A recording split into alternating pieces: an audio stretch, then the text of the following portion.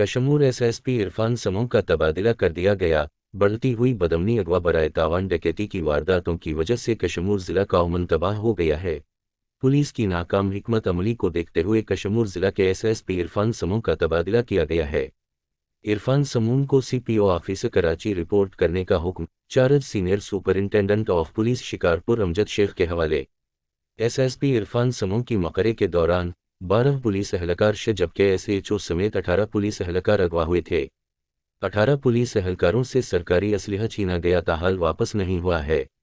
4 माह के दौरान 7 बच्चे, 1 बच्ची खातून समेत 70 से ज्यादा अफराद अगवा हुए।